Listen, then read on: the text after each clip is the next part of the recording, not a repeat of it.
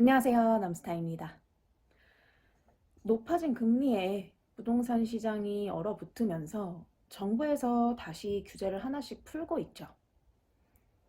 취득세 중과 완화부터 양도세 중과 배제도 연장이 됐고 종합부동산세니 뭐니 이거저거 다 완화가 되고 있죠. 이 내용은 여기저기서 정리 잘 돼 있는 내용들이 많으니까 하나하나 말씀드릴 필요는 없을 것 같고요. 그냥 그런 거 다 떠나서 지금 정책을 한마디로 정리하면 부동산 시장 너무 침체되어 있으니 풀어줄 테니까 이제 집 좀 사보세요. 이거죠. 그동안 진짜 징벌적이었던 규제들이 풀리고 있는 건데 그럼 당연히 집 사고 싶은데 못 사고 있던 분들은 집을 사겠죠. 근데 아직 이렇다 할 큰 움직임이 없는 건 DSR 규제가 여전하기 때문에 대출에 한계가 있고 주요 지역은 토지거래 허가구역이 아직 풀리지 않았고 가장 중요한 건 금리가 아직도 높죠. 그래서 높지 않고 있는 거지 준비 자세 취하고 있는 분들은 엄청 많죠. 여기서 DSR 규제가 완화되고 금리 인하 조짐이 보이기 시작하면 냉각기가 풀릴 가능성이 아주 높죠. DSR 규제랑 토지거래 허가구역 해제 부분 그리고 금리 이 부분이 어떻게 보면 키포인트죠. 사실 작년, 재작년 꼬마 빌딩이 인기가 높았던 이유가 저금리인 것도 있었지만 주택시장 규제가 심했기 때문에 풍선 효과로 꼬마 빌딩 보신 분들이 많았거든요. 제가 상담한 고객분들 대부분이 처음에 오셔서 하셨던 말씀이 제가 원래 아파트 위주로 투자를 좀 하다가 요즘 규제로 뭘 못해서 빌딩을 좀 볼까 해서요. 이런 케이스가 진짜 많았어요. 근데 이제 집사라고 풀어준다는데 내가 잘 알고 잘하는 투자처로 눈이 다시 가는 건 당연한 겁니다. 그래서 이런 부동산 완화 정책들이 나와도 주택시장 활성화와 연관이 큰 거지 빌딩 시장의 활성화로 이어지기에는 조금 힘든 상황이죠. 취득세 완화나 이런 부분 때문에 1주택자가 보유한 상가주택이나 다가구주택, 용도 변경이나 멸실 안 되는 거를 그냥 주택 상태로 취득해서 용변하고 리모델링하고 이런 부분에 있어서 조금 도움이 되는 정책이 있긴 한데 사실 이것도 좀 한정적인 게요. 이런 투자를 하는 분들이 건물 시장에서는 소위 말하는 소액, 꼬마 빌딩 찾으시는 분들이 보통 하시던 투자인데 소액 자금으로 건물 알아보시던 분들이 아무리 봐도 투자할 만한 건물도 그닥 없는 것 같고 강남에 아무데나 주택 사서 근생으로 바꾼다고 다 성공하는 것도 아닌 것 같고 그러다 보니 주요 지역 들어가긴 더 어려운 것 같고 이럴 바엔 이제 주택 규제 풀어준다는데 그냥 아파트나 사자 이런 케이스가 많아지는 거죠. 실제로 고객분들 중에 그렇게 생각하고 계신 분들도 많으시고요. 결론적으로 얘기하면 올해 바뀌는 부동산 정책으로 빌딩 시장이 다시 살아난다? 쉽지 않습니다. 아파트냐, 빌딩이냐 고민하시는 분들 중에선 결국 아파트를 선택하시는 분들이 훨씬 많을 수밖에 없어요. 사람은 원래 하던 거, 익숙한 거, 그런 걸 선택하게 되잖아요. 눈에 딱 보이는 거, 골치 덜 아픈 거. 빌딩은 아파트에 비해서 가격 비교도 훨씬 어렵고 운영도 그렇고 더 어렵다고 느끼시기 때문에 제가 계속 얘기했듯이 올해는 어차피 그들만의 리그, 자산가들의 리그일 거예요. 빌딩 시장은. 그리고 금매 노리는 분들의 낚시터. 그 정도가 될 겁니다.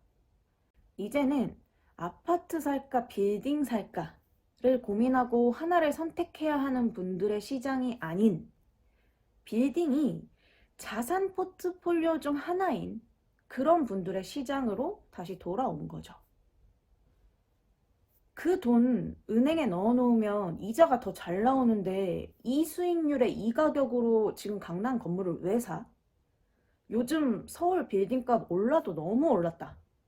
강남 건물 비싸도 너무 비싸. 한참 더 떨어져야 된다. 이런 얘기 하시는 분들이 요즘 많으신데요. 그런 생각을 가지고 계신 분들의 생각과 관점이 중요한 시장은 아니라고 할 수 있죠. 이미 건물 소유하고 있고 자산가 분들 중에서 강남 건물 가격 바닥칠 거다. 엄청 떨어져야 된다. 이런 얘기 하시는 분 거의 못 본 것 같습니다.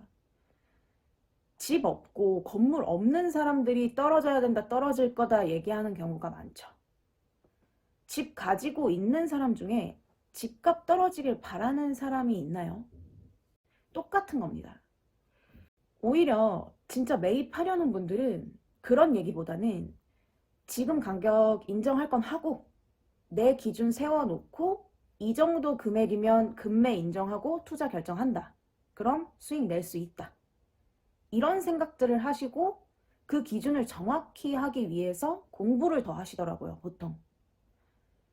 매수하는 입장에서 물론 가격 많이 떨어지면 좋게 하겠지만 떨어지는 거에도 어느 정도 선이 있다고 생각들을 하시고요.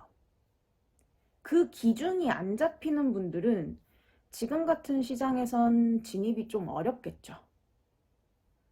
제가 이런 부분을 말씀드리는 이유는 사실 저도 이제 막 인생을 열심히 살아가고 있는 30대고 저도 경제적 자유를 위해 노력하고 있는 한 사람으로서 제가 아직 강남 건물주는 아니다 보니까 저도 같이 계속 배우고 성장하고 있는 입장인 거죠.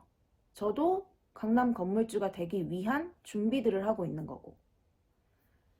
유튜브 채널 중에 진짜 본인이 직접 건물주로서 얘기해 주시는 분들도 많으시잖아요. 그런 분들이 몸소 겪고 얘기하시는 부분을 전 해드릴 수는 없죠, 지금은. 하지만 그걸 대신해서 많은 고객분들과 만나고 소통하면서 듣게 되는 그분들의 생각들, 방향성, 이런 것들이 좀 중간자 입장으로 취합이 되면서 이런저런 얘기를 해드릴 수 있는 것 같아요.